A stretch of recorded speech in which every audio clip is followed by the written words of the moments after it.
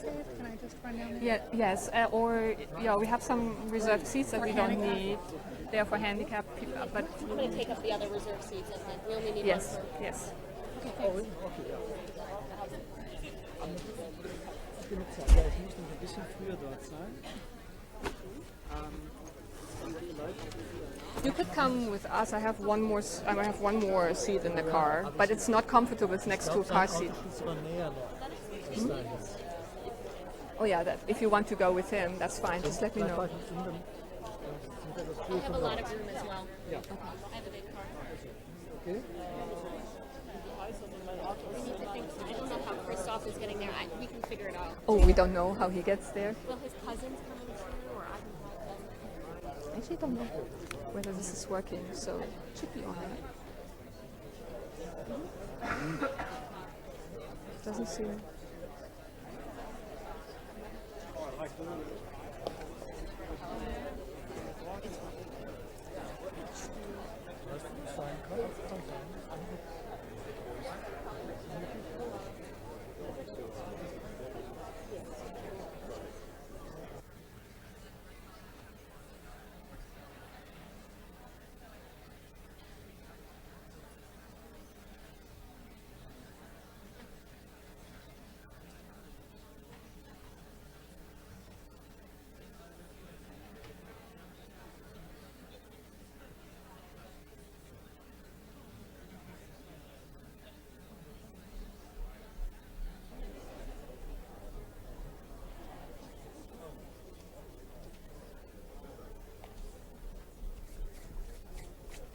Good evening, everybody. There are a couple of seats here in front. There are a couple of seats here. So if you're courageous and want to just come up and take a seat and sit down, it's possible. There are a couple of seats here and there.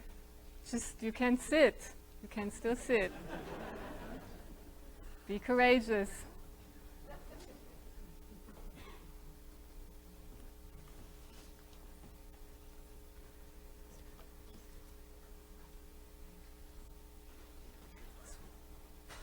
So if you have a seat to offer next to you, please signal it so everybody can sit. There are seats. All right. My name is Manuela Achilles. I'm the director of the Center for German Studies here at UVA. It's my great pleasure and a privilege to tell you a little bit about this lecture and the broader initiative of which it is a part. It is actually quite a story. This initiative started a few years ago when Europe was facing a refugee crisis that threatened to tear it apart.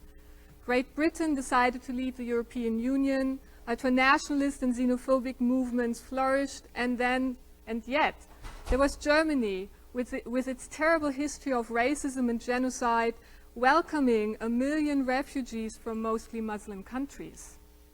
Our first conference in spring 2016 on the topic of flight and refuge interrogated this constellation with great success, but the story of our initiative doesn't end here. After our presidential election of last year, discourses and practices related to refugees and migration changed also here in the United States. Travel restrictions were issued, xenophobic and racist languages and practices appeared in plain sight. Our initiative wanted to make our insights about the European crisis productive and extended its perspective to the United States. And then came August 11 and 12th. I was in Berlin at the time. It seems fair to say that Berlin is one of those cities where you can find almost everything. This includes residents of relatively small American towns nobody else has ever heard about. This was my situation before August 11 and 12th. Afterwards, the situation was different. Germans, seeing the widely disseminated images of white supremacists and neo-Nazis on our grounds, immediately translated them back, these images, to the 1930s. It is not that Germany doesn't harbor proto or neo-fascist movements, but such sites were usually not identified with small college towns in the United States. Charlottesville had become a known name, but what does Charlottesville really stand for? How are we here in this small college town related to broader histories and tendencies in Europe and the world? Our initiative has since joined forces with other research and teaching groups seeking to understand and respond to our current situation. And yet, while many things have changed, the main focus of this initiative remains the same. We want to interrogate two ideas and practices together: the practice of giving shelter to those in need and the practice of creating or building community. When we discussed speakers for a lecture series on sanctuary and belonging in their broader contexts, Nicholas Kristof immediately came to mind. Many individuals and units have since contributed to making his visit possible. Cannot mention them all, but I'd like to conclude by acknowledging Professor Asha Biman, who launched this initiative about 2 years ago, which seems a long time ago. Asha, can you please?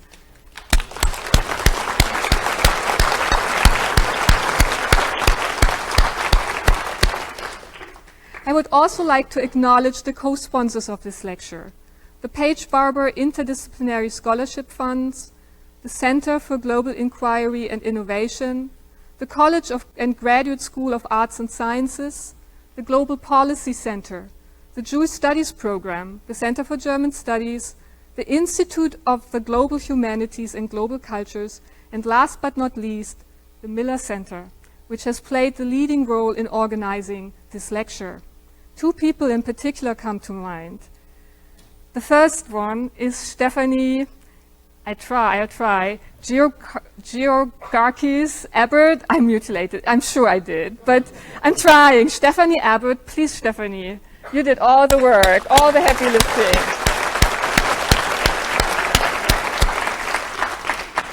And the second person I'd like to thank from the Miller Center is Bill Antholis, the director of the Miller Center, who is speaking and introducing Nicholas Kristof in a moment. But first I'd like to ask the one person who probably also knows what it means to be suddenly in the limelight, what it means when every word you are saying now is scrutinized, not just here in Charlottesville, but in Virginia, in the nation, and also in the world. I'd like to welcome, and please help me to do so, our mayor, the mayor of Charlottesville, Dr. Mike Signer.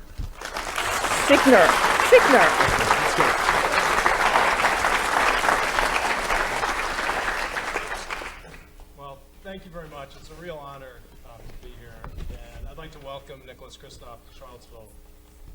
It is a little strange to see someone here who I usually only read over my breakfast cereal or watch on the Sunday morning talk shows, but I'm not ashamed to admit that it's pretty cool to have him here in person.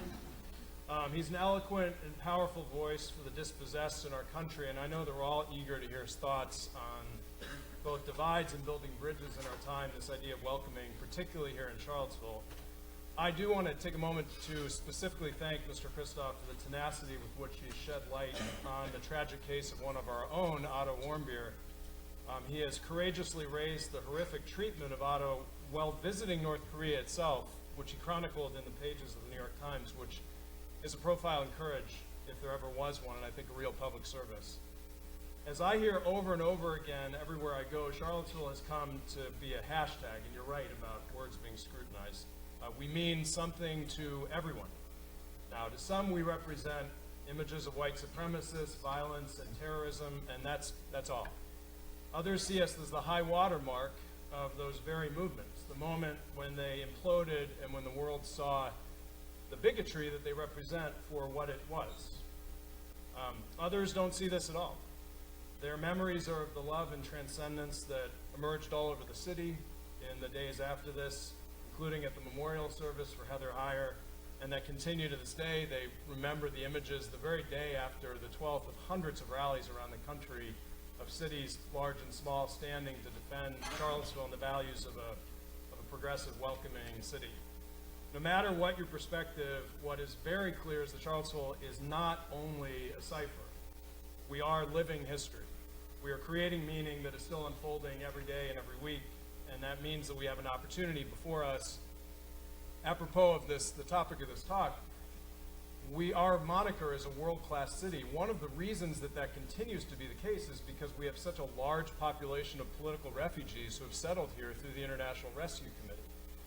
In the the days after the first announcement of the Muslim ban in January, I did a meeting at the IRC at the mosque, which is off of Cherry Avenue, and met with about 36 political refugees who had fled tyranny to come to this country. And the stories they told, whether from Iran or Afghanistan or Syria or all over, was of their fear that they had almost literally fallen out of the frying pan into the fire. That was one of the reasons that this community rose up with such a strong voice against the Muslim ban around with so much of the rest of the country. And I would say that's one of the living histories that's happening right now, is of the movement in response to these horrors, the country rising up, and just as we defeated McCarthyism or Jim Crow through our own values, we are going to defeat these threats against us. I'm glad, Mr. Kristof, you've come to our town to share your thoughts on these issues. We are the right place for these questions because we do feature some of the same divisions that we see around America in microcosm, but we also do, I believe, have the answers. We have the love, the compassion, the energy for social justice, the fierce dedication to equality of opportunity, and the commitment to democratic principles that has always energized a restless, seeking democracy to do better, to bring light to the darkest corners, and to serve all of our people. Mr. Kristof, welcome to a city that values light over darkness, strangers over friends, and I dare say truth over fake news. So thank you. With that,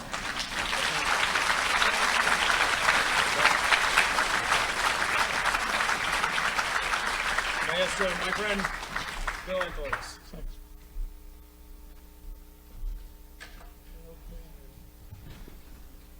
I wish I could equal Mike's performance without a microphone, but I think I'll go to the mic if I can get it on here. I'm putting it on backwards. Maybe I'll just hold it. Well, first of all, thank you for including me today and including the Miller Center, and especially to Manuela Aquiles, as somebody who has a last name Antholis and works with somebody whose maiden name is Georgiakis. To have somebody whose last name is Aquiles from the German Studies Department is a real homecoming, so we really appreciate it. For those who don't know about the Miller Center, this is a wonderful audience and a terrific one that includes students and community members, friends, and people maybe we don't know as well. The Miller Center specializes in presidential scholarship and presidential history, while also being a convening center on areas of civil discourse and discussion, hosted largely in something that we call American Forum, which is a television program moderated every week by Doug Blackman, who I'll introduce in a minute. And today's event really brings together those strengths. And as we've been thinking at the Miller Center about a set of undertakings we're about to begin, we've been thinking about moments in American history, the founding era, the Civil War era, the progressive World War I era, the Great Depression and World War II, the Civil Rights era and Vietnam. And it feels that at this moment in our country, we are again at one of those moments where domestic conflict and domestic tensions are also meeting disorder and a seeming chaos in the international system, where in all of these moments, people look for leadership in the United States, and this is one of those moments. And then all of that came home here in Charlottesville when we had an extraordinary, unfortunate event. And in that moment, the country was looking for leadership. And we are now looking and learning for leadership from a number of different places, not just from our presidents, but from civic leaders, from business leaders, and from leading journalists and writers and opinion leaders. And Nick Kristof is one of those people. I think about the first time Nick really came into my consciousness. I had just left working at the White House, working on globalization, and I read this extraordinary essay in the New York Times called Two Cheers for Sweatshops. And it was written by Nick and his wife, Cheryl Wu-Dunn, who have written 4 books on various topics, anchored largely in Asia, but increasingly beyond and around the planet, looking at a set of really hard challenges and treating them in an honest way, not going to the easy stereotypes and caricatures. And that article was my first introduction to that. And every essay and article by Nick in the opinion pages of the New York Times since then has lived up to that. He's been an extraordinary resource for all of us that are struggling with issues, whether they're refugees or authoritarian leaders or big national security challenges like North Korea, issues such as just war and sweatshops, domestic politics, including columns on Donald Trump and poetry, It's always exciting, it's always interesting, it's always filmed with a combination of tension and hope. So when we bring Nick up, I want you to understand the richness of this rare thought leader who can grace his pen across so many terrific issues. But in particular on this topic, Nick's own personal past and his family's past, and how he's told stories of how his family came to Oregon and to settle in this beautiful, idyllic countryside, and how that shaped his own thinking, reminds you that he's not just a luminary, he's a real person who he and his family have lived real lives. And in that conversation, we're really lucky to have Doug Blackman as the moderator. Doug is the host of the Miller Center's American Forum program. He's also a leading scholar and journalist, a Pulitzer Prize winner of his own. I forgot to mention Nick's 2 Pulitzers. Doug has one of those for Slavery by Another Name, the re-enslavement of black Americans from the Civil War to World War II. But Doug's program, like Nick's column, covers a wide range of topics, from our own domestic politics, including covering everything from policing and civil rights to the debates and discussions in a respectful way among the conservatives in America, to the ongoing wars in the Middle East and in South and East Asia and Southwest Asia. So we're really delighted to have both Doug and Nick with us today, and we'd like to call them up for a conversation. Are you going? Nick's going to go first, right, and then Doug will manage the conversation. I'm all set. Yeah. Thanks very much. I'm just going to make a few provocations, and then Doug will join me and try to hold my feet to the fire. And then we'd like to invite your comments. And I just want to start by saying, you know, how happy I am to be here. And of course, as you know, I'm just back from North Korea. And of course, when you're just back from North Korea, you'd be happy to be anywhere. but I really am happy to be here. And I think it's so important that you're having this conversation and that you're not allowing Charlottesville to be branded by other people, but are trying to start these difficult and important conversations. I also want to mention that I have a good UVA connection, and that is that my cousin, Roman Kristofovich, is a professor of engineering here. Roman and his wife, Liana.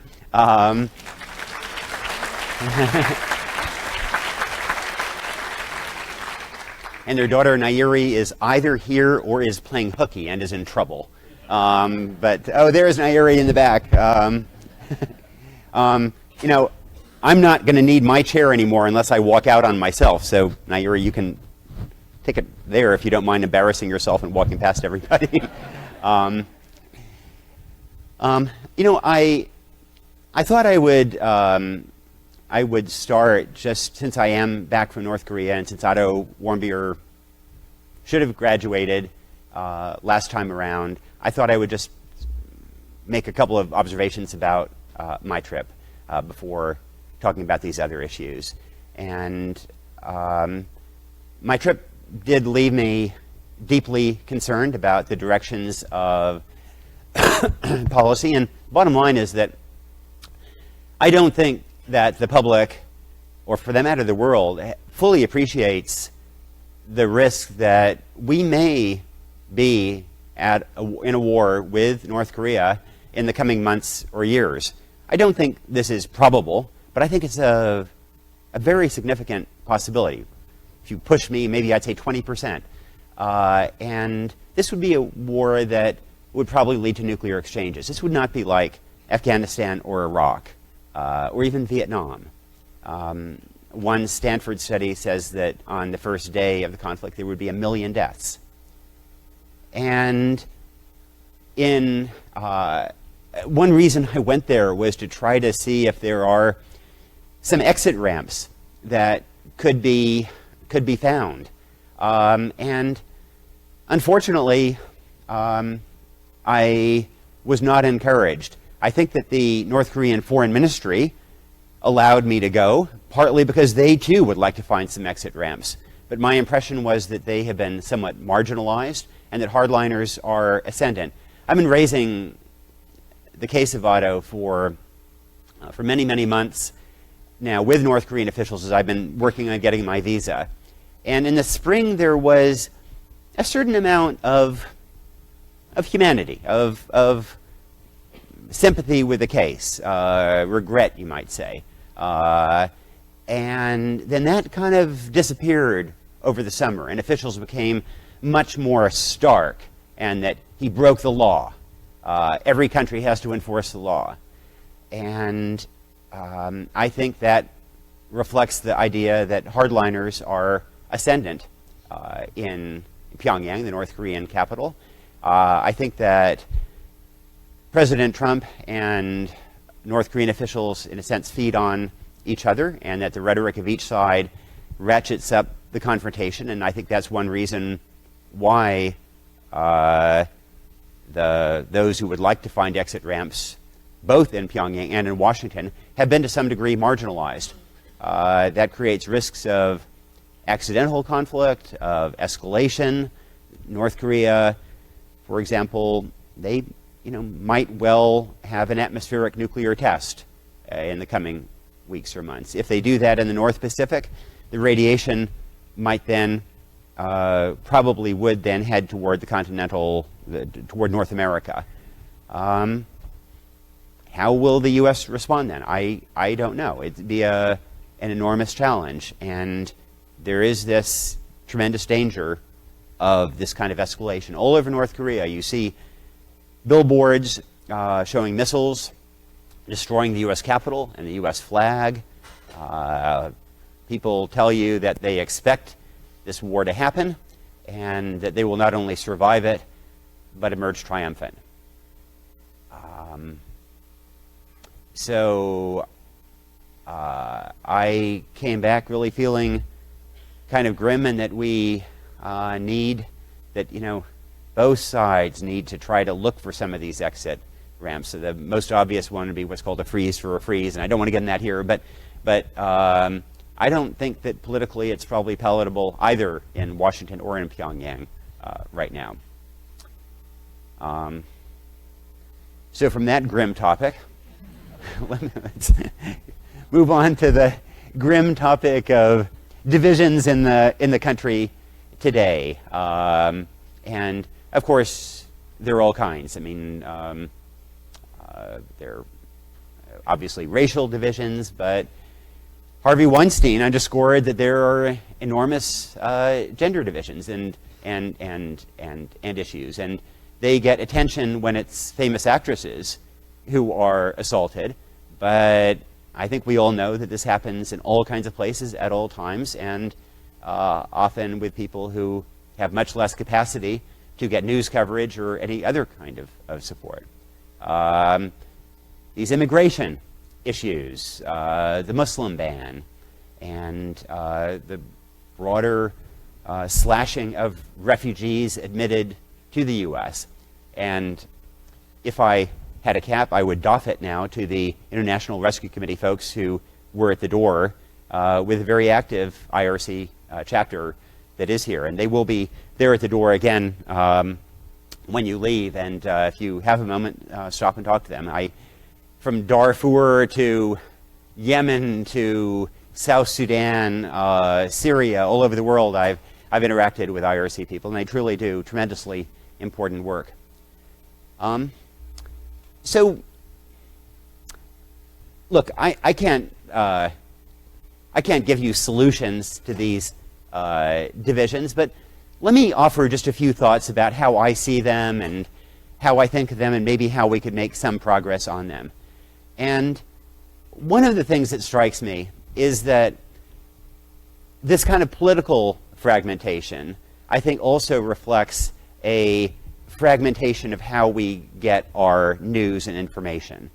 And anybody who thinks that, humans want objective news hasn't seen all the social psychology research showing that, look, as human beings, we don't want objective news. We want news sources that will confirm our own prejudices and biases, and then will show how ridiculous the people who disagree with us are. And there's mountains of evidence for that. Years ago, the MIT media thinker Nicholas Kristof warned that in the age of the internet, we would all be, and by the way, can you all hear me okay? Okay. Nicholas Negroponte warned that with the internet, we would be developing a news product that he called the Daily Me. The Daily Me has essentially arrived. I mean, whoever you are, whatever your politics, you can find news sources that will completely confirm your point of view. And that, I think, is one reason for the this incredibly intractable set of divisions, that we don't share any kind of common set of facts. And, and fact-checking in that context becomes much more difficult. There was a big debate in the media world last year about how to handle this issue and truth squatting President Trump's claims.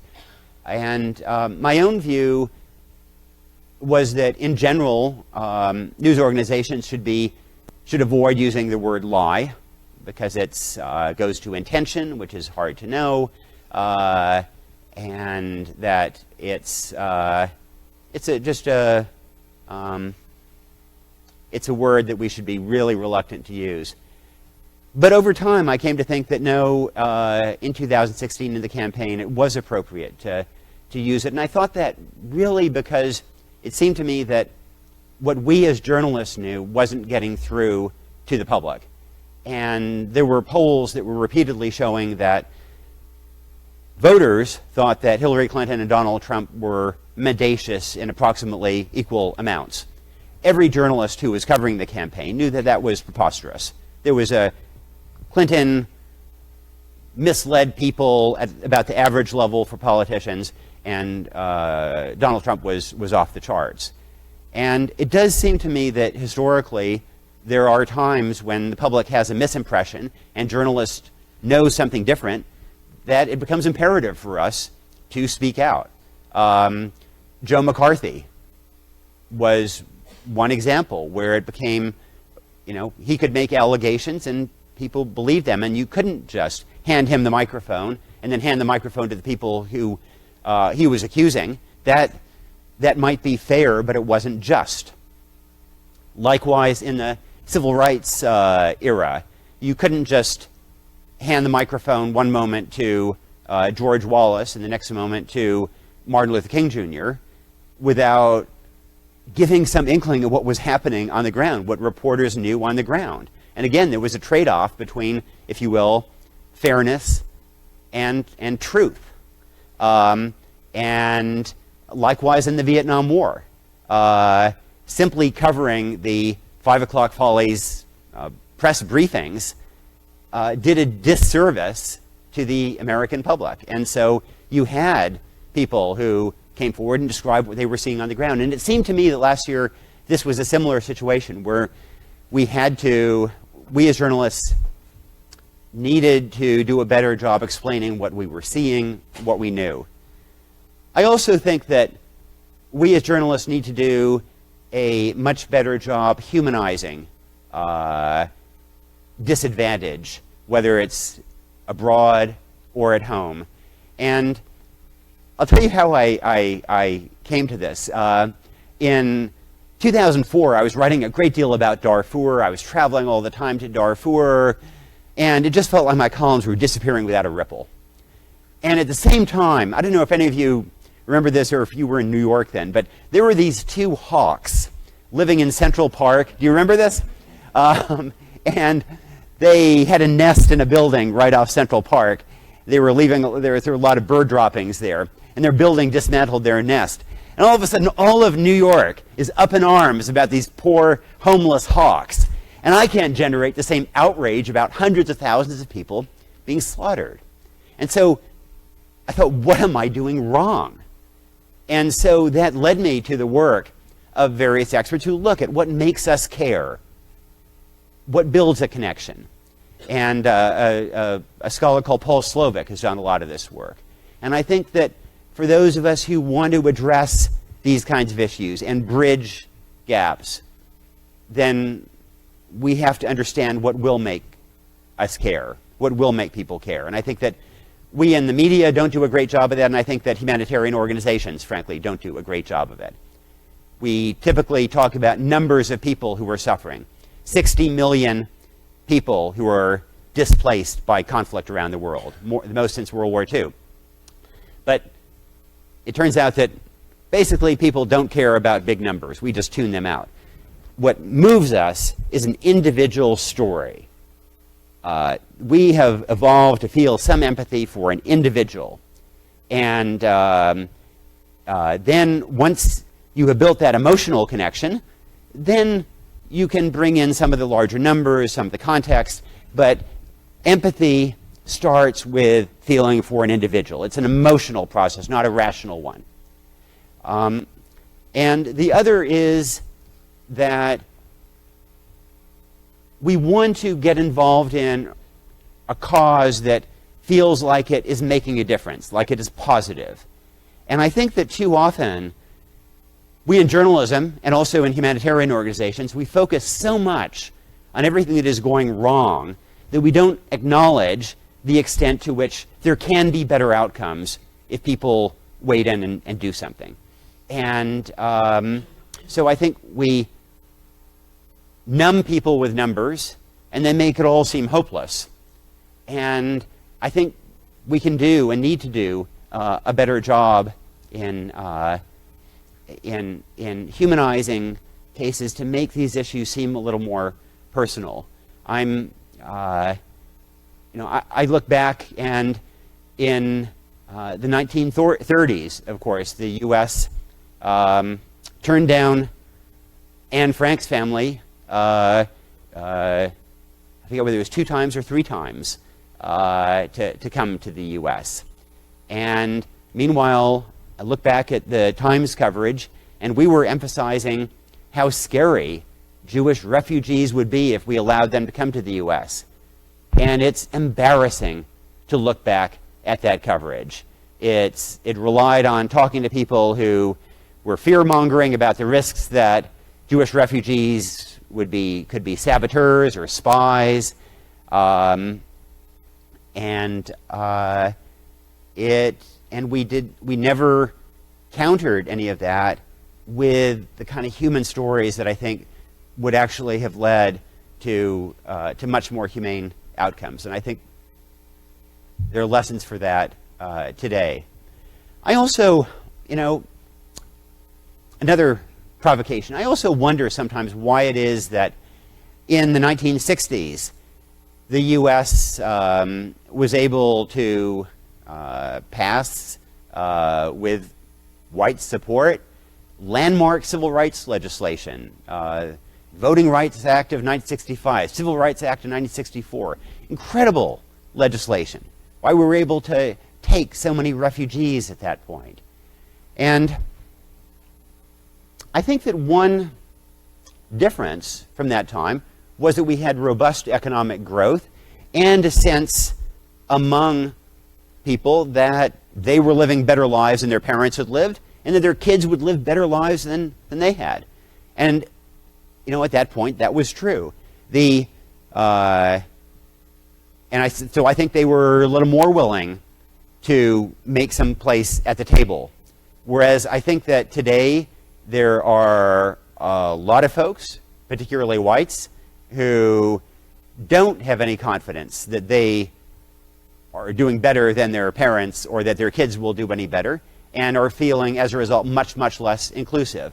The numbers on this are kind of staggering. For the generation of Americans born in the 1940s, at any given point in their careers, 90% were earning more than their working parents at that time, after 10 years, after 20 years, and so on.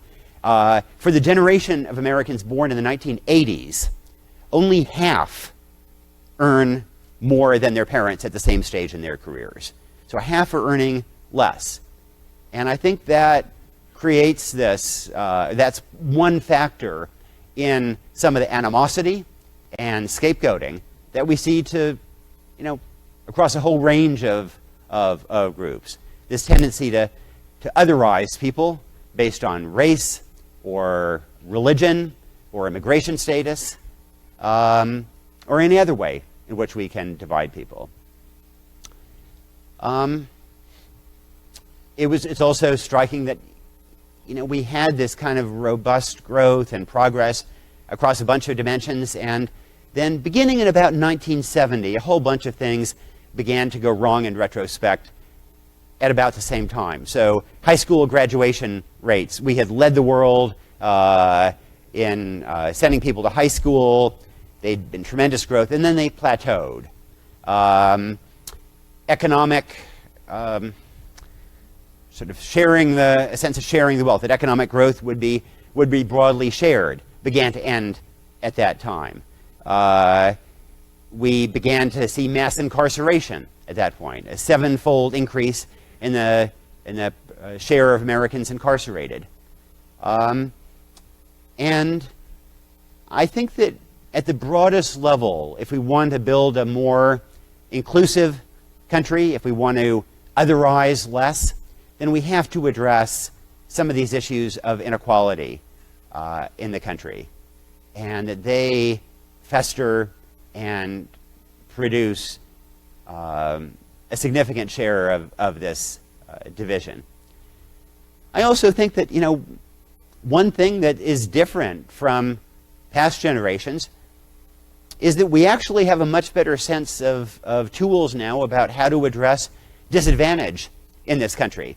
A generation ago, people had hunches about what would work or what wouldn't work to try to create more opportunity. These days, we have robust, randomized controlled trials testing anti-poverty interventions as if they were pharmaceutical trials. We have a much better sense of what will work at what cost. Interventions that are genuinely rigorous. And I also think, as a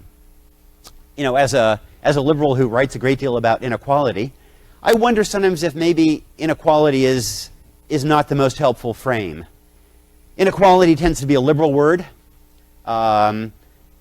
Conservatives are okay emphasizing inequality at the beginning, but often inequality connotes inequality of outcomes, which conservatives are much less concerned by. And so I wonder if we would actually get more traction on a lot of these issues if we talked about inequality less, use the word inequality less, and use the word opportunity more. Opportunity, I saw one survey that 97% of Americans agreed that there should be broader opportunity at the beginning of life, more equal opportunity at the beginning of life. 97%. 97% of Americans don't believe that the world is round. 97%. It's one of the few things that we seem to agree on, and we do have, I think, a better sense of how to build that in ways that can chip away at some of the racial gaps, many of the other gaps that exist in this country. One lesson of the evidence is that one reason we haven't made more progress against poverty is we start too late.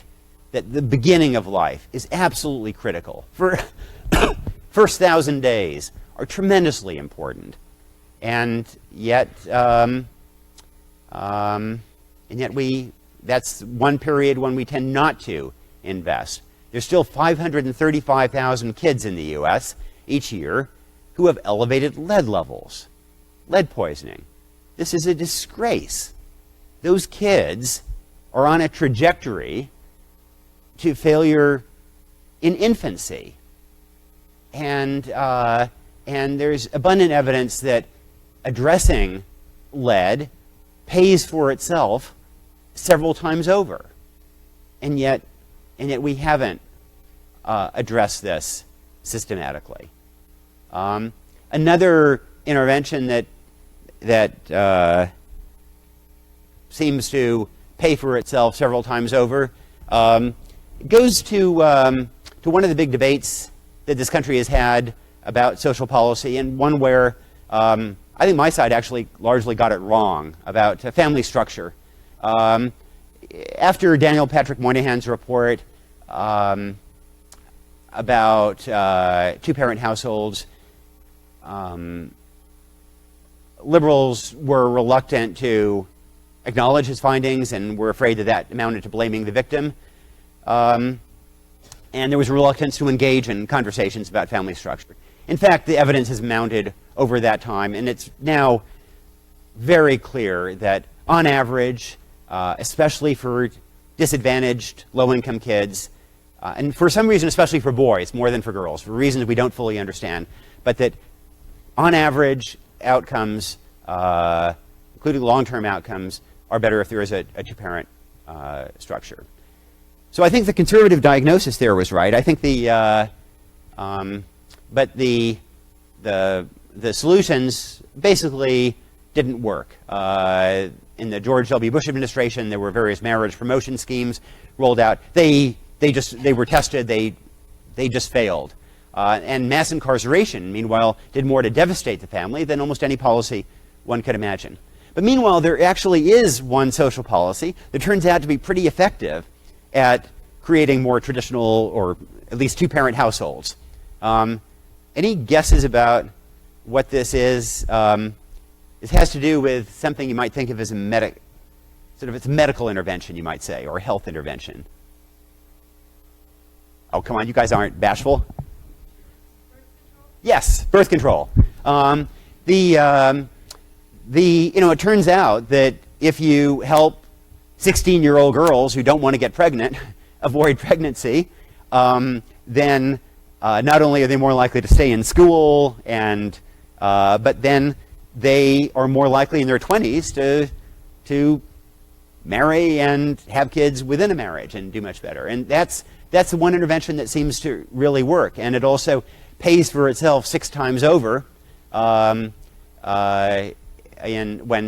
targeted to disadvantaged kids. And yet, so we have these various, interventions that seem to work to try to reduce disadvantage, to reduce gaps, to reduce barriers, and yet we don't seem to introduce them, to fund them, to bring them in. And I wonder about why that is. And I guess I've come to think over time that it's less about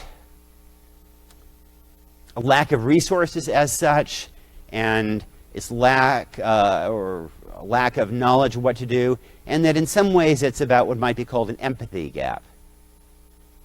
So what do I mean by an empathy gap? I think it goes back in part to our tendency to otherize people who are not like us, otherizing people on the basis of race or religion or whatever it may be. And one way you can see that empathy gap is if you look at Americans' donations to charity, then counterintuitively, the most affluent 20% of Americans actually donate less to charity as a percentage of incomes than the poorest 20% of Americans. And it's actually quite a significant difference. So why is that? I mean, affluent Americans aren't inherently any less compassionate, any less good than anybody else. It seems to be a function of insulation from need. That if you are affluent today, in a way that was not true a generation ago, then you're more likely to live in an affluent neighborhood, surrounded by other affluent people. Your workplace is more likely to involve other professionals or people more or less like you. You're less likely in the home to have somebody who might come from a different background. And so in that, and indeed, affluent Americans who live in economically mixed areas turn out to be substantially more generous than those who live in homogeneously affluent areas. And in contrast, if you're poor in America today, then every day you encounter people needier than yourself, and confronted by that, you reach into your pocket and help. And when compounding that empathy gap is, of course, that it becomes easier to have this gap when the person on the other side is somebody who is of a different race, a different religion, a different immigration status. And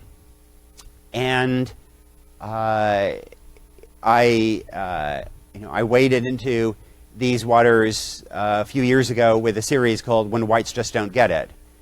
And I wrote that because I'd seen surveys in which whites on average reported that the big racial discrimination problem in America was discrimination against whites. And, that was astonishing because this is an area we really have a lot of rigorous evidence on. And some of it has involved sending out resumes to identical resumes.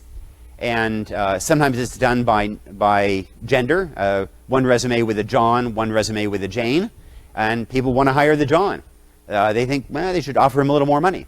But it's also been done with race, identical resumes, but some with a name that sounds white, and some with a name that sounds African American. And it turns out that a resume going out with a name that sounds white is far more likely to get a call back. And in fact, a white resume gets the same number of callbacks as an African American resume with 8 years of experience. Put it another way, a African American resume with no criminal record is equivalent to a white resume with a felony conviction. I mean, if you look at the evidence, it is abundantly clear that in employment and so many other areas, this discrimination remains a fundamental problem that we have. But I do think that one of the challenges, I think that there's sometimes a misperception about the nature of it. And I think maybe what happened in Charlottesville also perpetuates that. At least to me, it seems that the big problem we have in 2017 in terms of discrimination is not with traditional racists who believe in discrimination, traditional white supremacists who consciously believe, yes, that the whites are superior. I think rather obviously those people exist, but I think the much bigger problem is of well-meaning people who consciously believe in equality, and yet because of unconscious bias that they are completely unaware of, act in ways that perpetuate that inequality. And again, there's a lot of evidence of the role of this unconscious bias. I think that those people who were working for those companies figuring out who to call back were probably typically acting on the basis of unconscious bias rather than anything they were aware of. And one of the studies that I found particularly fascinating on this issue was involved the NBA and NBA refs. It was done by several economists, and what they found was, and you think if there's any place where there isn't going to be racial discrimination, it's NBA refereeing. NBA refs are incredibly well trained, televised games, coaches holding them to account, and so you'd think this would be one area where you wouldn't have that. But the study found that in fact NBA refs were substantially more likely to call a foul on a player of a different race than on a player of the same race. And this was true of whites and blacks alike. And you think if that happens in NBA basketball games by professional referees, then imagine what happens in a school where a principal is trying to break up a fight between a black kid and a white kid and trying to assign responsibility, or somebody who's getting resumes in a company is trying to figure out who to give a call back to, or whatever else it may be. And yet, though, there was actually a follow-up that gave me a certain amount of hope. And that was, so when this study came out, the NBA was outraged. They denounced it. They said this was preposterous. And they actually commissioned their own study, a completely bogus study, showing that there was no racial bias in refereeing whatsoever. But this generated a lot of conversation within the basketball community, a lot of conversation among refs. And a few years later, the same economists who did the first study did a follow-up using the same methodology. And this time, they found remarkably that the bias had gone away. And it did seem that if you had some really difficult, painful conversations that were kind of a wake-up call, that then we could overcome our brains, if you will, and act in ways that were more fair and equitable. And so that's a context in which I think this kind of discussion that you're having here is so important. And we are, as humans, we are profoundly flawed. We have this tendency to otherize, to discriminate, to act in ways that perpetuate inequality that we don't believe in. And yet it does seem that there are tools that we can adopt, and talking about it, thinking it through, is, I think, one step to addressing it. And just one final thought. In trying to address these kinds of issues, there's been a traditional divide between the left and right about kind of appropriate response. And the left has traditionally emphasized you need governments to intervene and do things. And the right has traditionally emphasized points of light and volunteering and this kind of thing. And I'm a firm believer that it takes all of the above. I think that each side misses something important. I mean, I think the right misses how crucial it is to have governments lead. I mean, we would never try to build an interstate highway system by having volunteers go out with a shovel and, build another 5 square feet of highway. That would be preposterous. And in the same way, if we're trying to have create more opportunity by having preschool around the country, early childhood interventions, then we need to have the government provide those. On the other hand, I think liberals miss, one of the things that kind of embarrasses me as a liberal is that conservatives are substantially more generous to charity and volunteer more than liberals. And on the one hand, I would say to conservatives that that's great, but I wish you were as generous with public support. But to liberals, I'd say, I wish you were as generous with your private support. And that private support may not solve problems, but it sure makes a difference. Ask the development office of any university, for that matter. And I guess one way in which we psych ourselves out is the sense that these problems are just so vast that anything we do is going to be a drop in the bucket. So refugees, so Charlottesville, I think, took 230 last year? Okay. 280 last year? 280 refugees last year. That's tremendous. But there are still, 60 million odd people displaced by conflict. And that's not a problem we're going to solve in this room or in Charlottesville or in this decade. Likewise, so many other problems of racial inequity, Native Americans, a gap that never gets nearly enough attention, all these things. So, in a sense, what we do does end up being a drop in the bucket. But I've become a great believer in drops in the bucket and as a way of building change. And I've become a believer in that because of a person called Vladislav Kristofovich, a refugee, World War II refugee, and he fled Eastern Europe, was in a concentration camp in Yugoslavia for a couple of years, made his way to France after some perilous calls, and in France couldn't get a work permit to work legally, had various illegal jobs, and just felt that neither he nor his yet unborn children would ever be fully accepted in French society. So he began to think of coming to the U.S. He tried to figure out how he could do that, and he arranged a fake marriage with an American woman as a way of getting that visa, coming to the U.S. But then at the last minute, that that fake marriage collapsed. But one of the jobs he was doing illegally was cleaning hotel rooms in Paris. And one of the rooms he was cleaning was being used by a young American woman working for the Marshall Plan. And excuse me, there was no romance there, but she thought he was a really upstanding person and would be great in the U.S. And so she wrote her parents back in Portland, Oregon, and told them, you've got to sponsor this guy as a refugee. And so they and their church did so.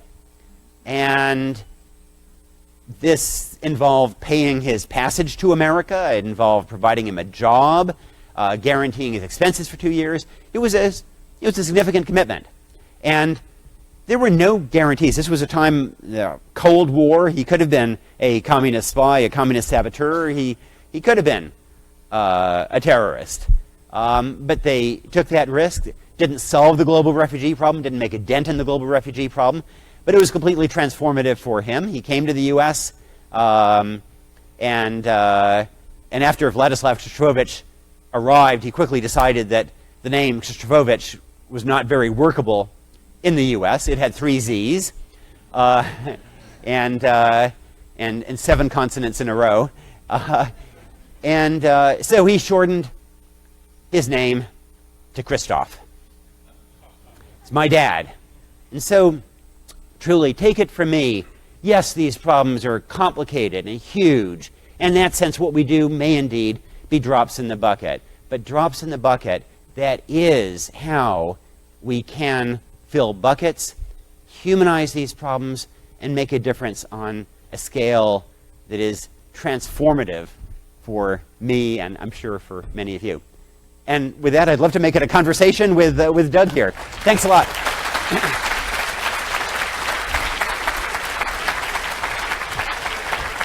Sure.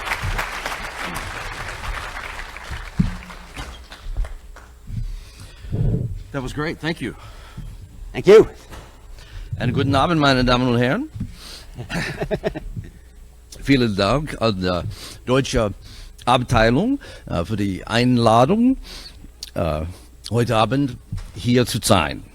I'm not going to keep doing that, I You took promise. the words out of my mouth. Right out of your mouth, exactly. I couldn't keep it going much longer, but you got to break out a little German every now and then, even if you have to check it in Google Translate to make sure you're close. No, that was really a wonderful turn of the story to come back to yourself and your own family. But I think something that I was hearing you say in a number of ways over the course of those remarks was something that's actually pretty difficult for liberals and progressives to do sometimes, and that is essentially to abandon, or at least somewhat abandon, grievance as the primary motive for change that needs to happen in society, and embrace something that is not so much about making up for the bad things done in the past, but more about a kind of collaborative design for the future, if that makes sense. To sort of move, because it seems to be that grievance is, and the reaction to grievance is one of the core things that drives some of the energy on the other side of these discussions. Well, a couple of thoughts on that. So, I think that one basic reason in the case of so many inequities in this country is the past and is history. And so in that sense, it's grievance, but simply to address it and overcome it, one has to understand the roots of it. And that, I think there are a lot of whites who think that, oh yeah, there were enormous problems of discrimination in the past, but that was the past, and so I think in that sense one needs a crisp understanding of how bias is ongoing and how barriers are ongoing, and also how the past, which you've written about eloquently in your book, Slavery by Any Other Name, how that still frames the present. But I also think that we have to be deeply attuned to what works and what makes a difference. And so we were talking earlier about monuments and the question of excuse me, of history and to what extent we address it. And I find so many of these historical markers and monuments not only an embarrassment of the past, but also it bothers me that they were put there to send a message about inequality, and so I think it is important to take them out. But I must say that also, as I look at challenges and priorities, then I think that the fact that 535,000 kids still have lead poisoning would, for me, be a higher priority. The fact that we have an education system that is rooted in inequality and perpetuates inequality, and not, I think, again, early childhood is the biggest frame on that. And by the way, so UVA is, of course, getting Jim Ryan as president, and nobody has done a more powerful job of illuminating issues of the roots of educational equality than Jim. And I know he plans to continue to be, a public intellectual on these issues, which I think is fabulous. Well, since you brought up the monuments, which ostensibly were the starting point of what led to the events of August 12 here, but a curious thing about the monument debate in Charlottesville, in my mind, is that there are actually 3 signature Confederate monuments in downtown Charlottesville, though the discussion has been about the 2 that are on city property, and the third one, I take it, is on county property. And so the ones on city property are shrouded, but the one directly in front of the courthouse, and arguably the most offensive of them, because it actually has a message. And it has a Confederate soldier on it, and it has the Confederate battle flag carved into it on I think 4 sides. But what would you say, given sort of what you've just said? So what would you say to the 17-year-old African-American young woman who's compelled, in effect, by the county government? I don't think you can get driver's license in the county courthouse anymore, but let's assume you could. But where the government is compelling a citizen to come and do their business with the government, but in such a way that they must encounter this message of the government. And I point out to people oftentimes that every time a county worker goes out to the monument with a leaf blower and blows the leaves away from it, that's a re-expression of the message of the monument. But so what would you say to that young woman who says, I shouldn't have to put up with this? Oh, I'm very sympathetic to that argument, and I can understand that offense. But, I would also note that when she has a child, if she has a boy, that boy will have a life expectancy 5 years shorter than a white boy would have in this country. And I do think that we tend to focus on issues that are often symbolic at a time when there are such important issues of substance and human life. And the idea that there is a 5-year gap in life expectancy in this country based on race, or that dramatic differences in the criminal justice system. The U.S. Sentencing Commission said that African Americans on average get sentences 20% longer than those of whites. And you just go on and on and on. And so I'm very sympathetic to her, but there are so many issues that need to be addressed. One has to figure out what the priorities are, and I guess I worry that we perennially get derailed by the symbolic and the personal and the clashes. Even right now, the debate about what President Trump said to the widow of this serviceman, the greatest disrespect to a serviceman is not what is said to his widow. It's putting U.S. servicemen unnecessarily at risk in ways that they die. And I wish we could have more of these conversations about these issues of substance to actually make some progress on them. Let's build on that. A number of the things you said about the role of journalists and perceptions of journalists and such, and earlier today when we were talking, you said something as well about sort of the failure of journalists in terms of, I think it was in the context of that opioid epidemic seemingly because it's something that overwhelmingly affects white people, is a public health issue, whereas crack cocaine, something that affected black people primarily, was viewed as a criminal justice issue. And one of your responses to that was that journalists sort of fail at times to make these sorts of characterizations or to make these things clear.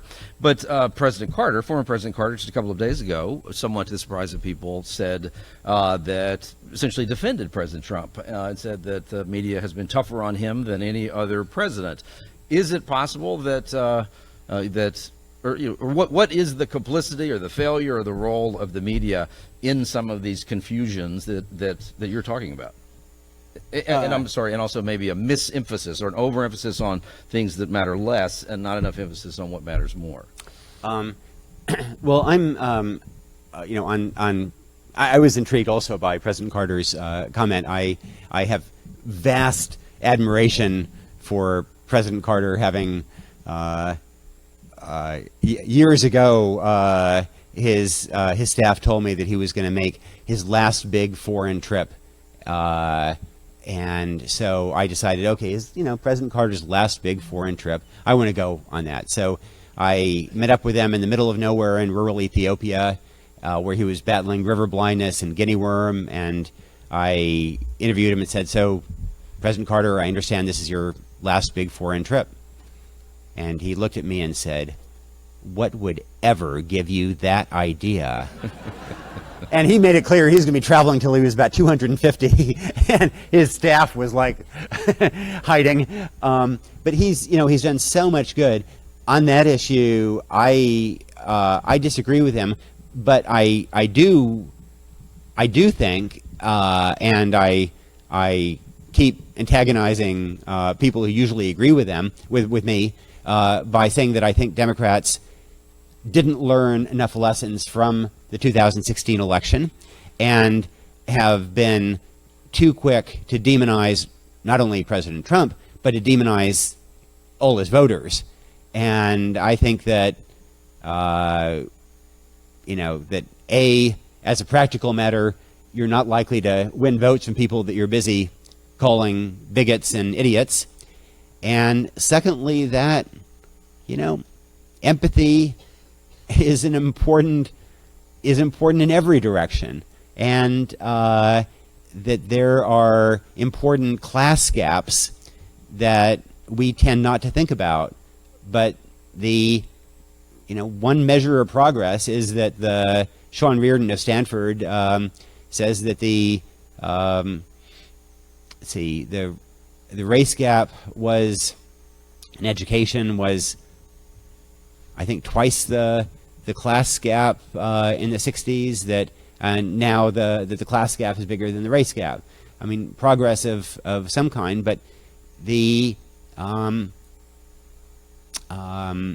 I think that there's so much outrage at what President Trump is doing that there has been a tendency to point the finger at every Trump voter and say these are idiotic bigots in ways that I find wrong and politically unhelpful. So how does empathy work? Like, how would my empathy work for my cousins in rural Louisiana who are hardcore Trump supporters, also racist and bigoted? Let's hope they're not getting the tape of this. Yeah, that's right. I try not to say those things on television, but here I think I'm safe. Or at least not by name, Cousin Ricky. But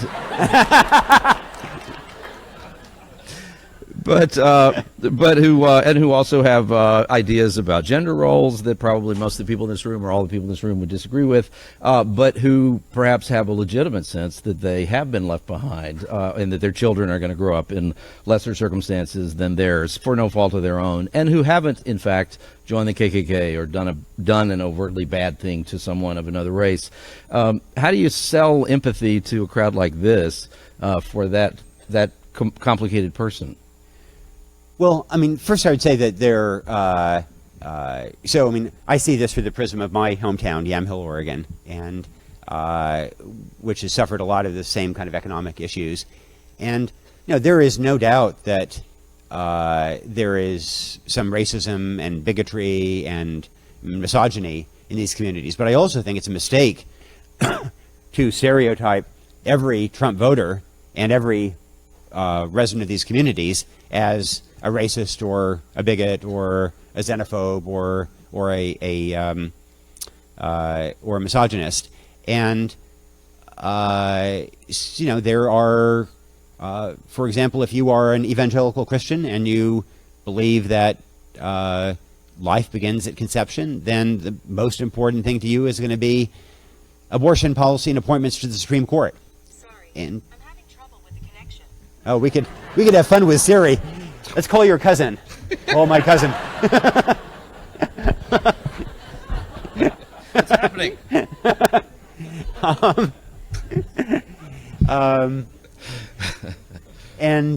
So, you know, as I said, I think we are all a bundle of biases.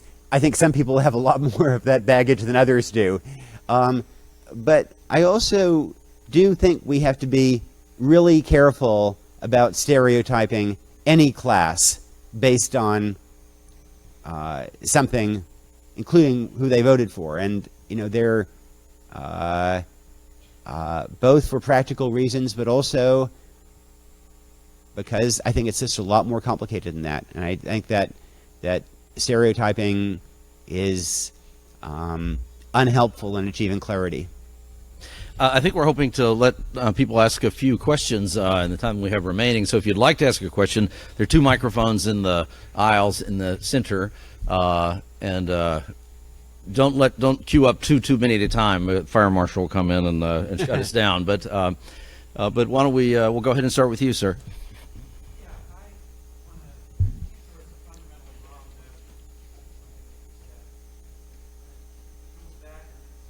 I'm not sure, but we can hear you, though. Keep going. Yelling. There we go. A fundamentally wrong note, and it also ties into this thing about having empathy for the Trump voters. So when you were talking about employment discrimination, and you put a lot of the blame on unconscious biases. You said there are bigots out there, they still exist, there are racists, but it's really all of us who... Well, I'm willing to agree to admit that many of us have various kinds of biases. But look, we have a president who openly preaches racism and who has stirred up people to be racist, to express their racism, to honor racism. That is not about unconscious bias. That is a political decision that the guy's made, and that it speaks to a certain number of people in the country. And I think it's wrong to say, you know, the real fault is that we're all unconsciously biased. The real problem is there's an organized racist faction in this country. Well, I mean, I would point out that, I mean, President Trump didn't shape that. I mean, people elected him, but that this problem existed, you know, before him. And I do think that there has been vast progress on the conscious bias issue, on the conscious belief in equality, the conscious willingness to elect a woman president, elect a African-American president, whatever it may be. I think that, I mean, there's obviously a residual who don't support that, but I think that what makes the difference is this unconscious bias and the tendency of people to act in ways that perpetuates inequality that they disapprove of. It's like from the young lady here. Hello. Okay. Like all of us in the room, I've been trying to grapple with these events of Charlottesville and engaging in these conversations about the First Amendment. So looking at the situation critically, everyone, even white supremacists, have the right to voice their opinions. However, I recently read an article in the New Yorker that quoted a protester at Berkeley that said, white supremacy is not a debate. There are certain kinds of speech, like obscenity, threats, biting words, and libel, that is protected by the First Amendment, but hate speech, that is not protected by the First Amendment, but hate speech is. So I was interested to see if you thought that white supremacy might just be too extreme, and is it protected by the First Amendment, or should it be? I think that it should be. I think that this is an area where it seems to me the evidence is so clear that I think we should, the debates with white supremacists are ones that they are going to lose so dramatically based on the evidence that frankly, one of the basic problems with discussions about race is that they're awkward, and so we don't tend to have them. African Americans talk a lot about race. Whites don't talk very much about it. It may be that people like Richard Spencer force whites to have some difficult conversations about race and racism and racial bias in ways that kind of are helpful, that force the white community to face conversations they might prefer to have. But I do, in general, I think that I've been troubled by the degree to which campuses have shied away from some conservative speakers in some cases, this kind of thing. I think that these are debates we can win on the merits. So first, thank you so much for being here and visiting us here in Charlottesville, especially talking about auto warm beer and stuff like that. So my question's a little bold, if you don't mind. But basically, it goes like this. So this, I think there's no secret that the New York Times has gotten a lot of flack over the past couple of years, especially on the right and in certain communities for various reasons. And there's also a lot of sense of, I guess, distaste of quote-unquote coastal elites. And I kind of felt this myself for the first time when I went to New York this summer. And, being a smart, educated type person, didn't really expect this, but, when I said I was from Houston, Texas, people would say things like, oh, you must have many friends who are Trump supporters. Or they would ask me questions expecting me to sort of speak for, I don't know, their image of the rural white, I guess. And a lot of the conversations that were happening in New York were very smart and intelligent, but they felt, quote unquote, again, out of touch, right? And I guess my question is then, do you really think op-ed columns and other things are going to bridge the empathy gap? Are they going to really change this? Or is there better ways to do this that perhaps aren't happening with public intellectuals of today? Thank you. I tilt at windmills because I do think that occasionally I'm going to actually hit a windmill and slay it. And so I do think that here and there we can have some impact, especially humanizing issues, making them personal. That's why I adopt this. But I also think that there is plenty that, in building bridges that it can go in multiple directions. And I do think that there is a problem today that often very well-educated, affluent young people don't really have much of a connection to other parts of America.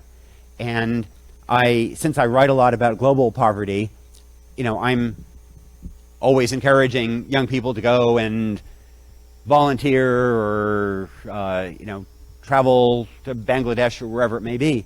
But I must say that it also troubles me that often among young people, it's considered cool to go volunteer in Tanzania, whereas not considered cool to volunteer at a school or a prison in one's own town. And I think that is also misguided, and that we would have better policy if there were more elites, if you will, who had friends, who bridge some of these divides. So I think there's a lot of building to be done, kind of all over. And I must say that it's not exactly the same, but my effort to get around the daily me is that when I travel, I always brace myself, and then in my hotel room I will turn on Fox News, and every morning I work out. I tend to go for a run, and it's painful, but I always feel it builds a better me. And in exactly the same spirit, I read the Wall Street Journal op-ed page every day. Thank you. Let's take the question here. Hi. So I just want to thank you so much also for coming. I'm a student who, like most people in this room, read your work regularly. So it really means so much to me and so many of us to have you here. And I'm thinking a lot about monuments lately. and I was surprised at how you addressed monuments and how you said we needed to focus on issues of national substance as opposed to more what you labeled as almost lesser symbolic issues of monuments. And I think especially in this community, they've just felt lately like very real, tangible issues. So my question for you is, how do we tackle issues of national substance, or national substance rather, that you speak to often, without discounting some of the local issues of substance that just drive our everyday lives and drive the life, like you said, of like this young African American woman, Right. for example, who has to pass those monuments every day? Yeah, that's a valid question. I don't, I really don't mean to come across as dismissive of these issues. I take your point that, especially in communities where they become salient, that, they grate on people daily in ways that perpetuate these attitudes. So I don't mean to sound dismissive, but I do think that communities can do a lot better about addressing some of these other issues that I care about so much. And, early childhood is something that every state and community can do better on. 2% of kids in the U.S. are born with alcohol, fetal alcohol effects. And those kids, again, are born with a huge disadvantage. And there are various programs that make that, home visitation programs, for example, nurse-family partnership, can significantly reduce that percentage. There's a huge race gap in breastfeeding infants, and in ways that have long-term consequences. And again, part of that is about improving outreach, public health programs for disadvantaged communities. Since the Harvey Weinstein episode, these sort of gender disparities have been in my mind, and it just seems to me that the two of the greatest gender outrages in this country that we never get adequate attention for are domestic violence. A quarter of American women are going to be battered at some point. 3 women a day die in the U.S. from this, and our criminal justice system just does not deal effectively with it. And human trafficking in every city in the country, and I'm sure Charlottesville included, you get kids who are trafficked on Backpage or other sites, and too often the police then arrest those girls, the victims of the trafficking, and prosecute them rather than the Johns or the pimps who make it happen. And so those are all areas where I think communities can, Charlottesville is a pretty progressive community. It may have amazing home visitation programs and a fantastic child trafficking. You guys may be way ahead of me, but I do think that nationally, in general, that those are some of the issues that I wish we could get more traction on. We want to get as many questions in as we can, but I can't resist just to make the observation, just for food for thought, if nothing else, particularly given the involvement of the German studies folks who are here. I've been a big student of monuments in the U.S. and in Germany over the years, and there are exceptions to this, but in the German and Austrian tradition after World War II, after the Nazi era, the typical monument listing the war dead from World War II is a big slab of granite in the cemetery, and on one side it says Unsere Helden, our heroes, and on the back side it has a list of those who died in World War II, and oftentimes those who died in World War I. And that's it. And interestingly enough, if you look at monuments in the South, in the U.S., the monuments that were built immediately after the Civil War tend to be very similar. They generally say our Confederate dead and nothing else. And if we imagined what the what the 50 years later monuments in Germany, the equivalent of the white supremacist monuments that went up in the U.S., if we tried to imagine what those would have been in Germany at some point after the war, had that not been prohibited, it puts it in a little sharper relief. And and if you imagine those monuments, and then imagine a Jewish person being required to to do their business with the government in front of it, for some reason that makes it more clear. I think sometimes just how offensive they can be in the U.S. Yeah. But it would be worth.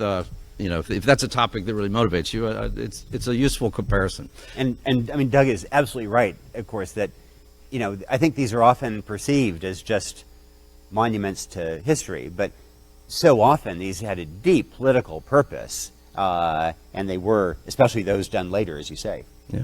So, sir, yes. Okay, thanks. When you talked about, back up.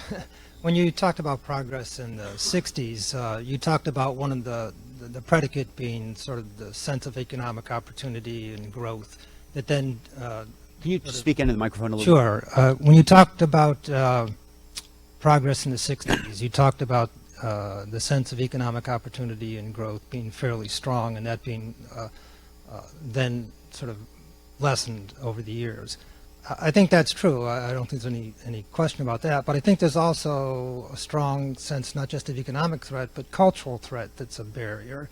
So there's been, I think, in some people's views, an atomization of the American identity.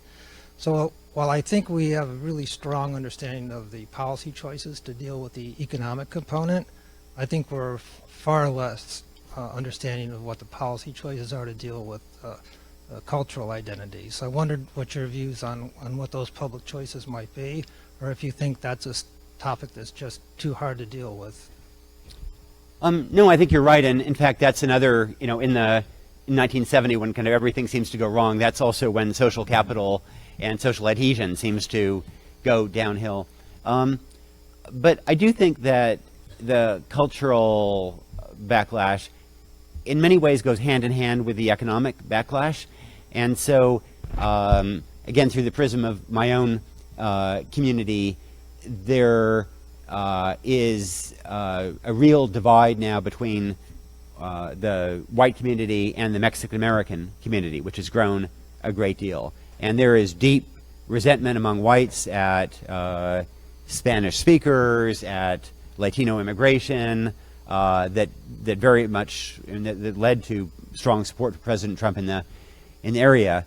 But I do think that this cultural backlash and cultural resentment followed the economic decline, and that what happened was that the biggest local employer, the glove factory, closed down, and then the steel mill dramatically reduced the number of jobs. The sawmills closed, and so families then, they felt that they were economically besieged, and they, in that context, became deeply resentful of Latino immigrants, and especially when they were often quite successful, and you had different trajectories. So I think the cultural backlash and the economic backlash are actually closely allied, at least in the communities through which I see the problem.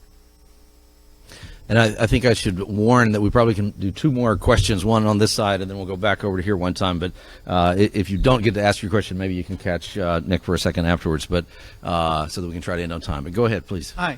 As a local high schooler, my main drop in the bucket usually is through conversation. We often tend to self-identify with labels like liberal and conservative. How can we engage with productive conversation with those who don't share those labels with us? So I think it's really important to have the conversations, and I'm glad you came, and I'm glad you're engaged. And I guess I would encourage you, to take risks and engage in people who are likely to disagree with you, and try to both of you, respectfully sort of sort out the terrain. I do think that we tend to have our worst policy on subjects that we don't talk about, and I've seen that repeatedly, in my career. The one other, thing I'd say is that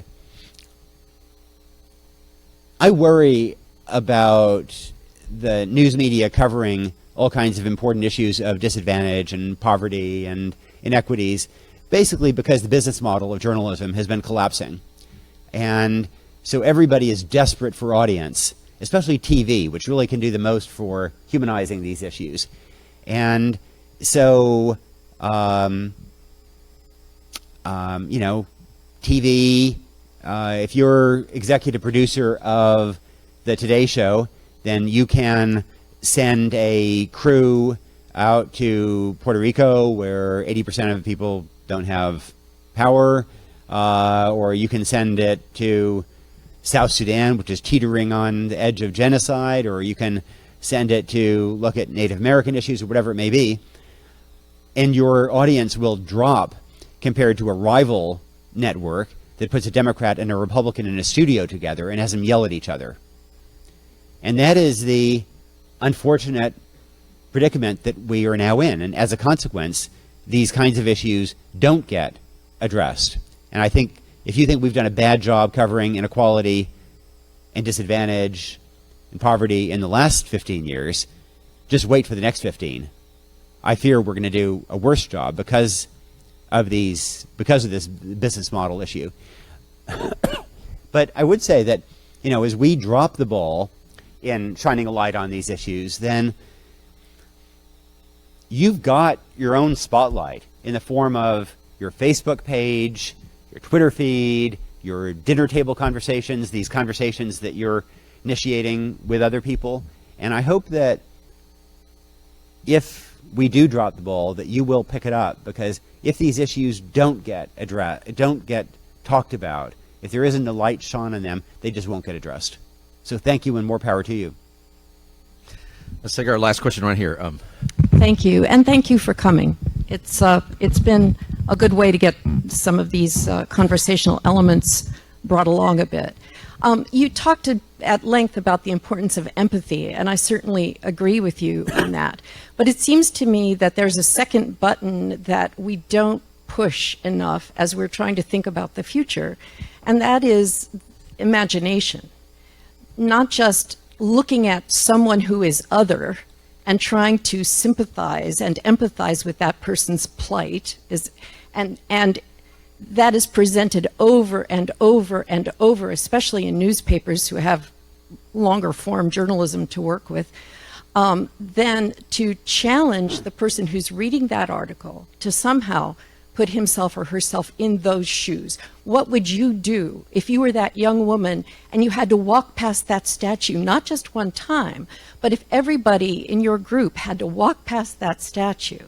How do we somehow make an intellectual connection to what you are calling empathy to try to get people to break out of the daily me and think about the daily if I were that person? So, I mean, I think that that's ideally what good journalism does, and that it does make people think about, what would I do in that situation? What if I were in those shoes? And it, you know, by humanizing people. And that involves not just talking about larger phenomena, but also, you know, about particular individuals. And I think that's how our brain creates this empathy, and I think that puts us in these positions. But it, you know, I must say it requires some combination of addressing empathy, also talking about policy tools that are needed, having more coherent policy debate. I mean, President Trump has talked about various policies that he says would address these. The problem is that in some cases they would magnify the problem. And so we need to have those debates. We also need to, you know, to address these in the way you're describing, and we also have to figure out how we avoid. I mean, one of the basic problems now is that we're all kind of preaching to the choir, and I feel that often when I'm writing. I also as I said, I thought that we in journalism should have been more inclined to use the word lie in the campaign, but I also think we would have been more effective if we had more conservative voices in the national media, and that we would have had more credibility, and that more people might have listened to us and maybe been willing to, to think about what we said. Right now, I think there are an awful lot of folks who just instinctively tune out what we say because they feel, oh, it's these elite liberals out there. And I think if we had more varied voices, more social conservatives, that this would be good for everybody and would give our attention to some of these issues more credibility and help us not just preach to the choir, but perhaps, in my more helpful moments, I think, actually build the choir. Thank you very much for having me here. That was great.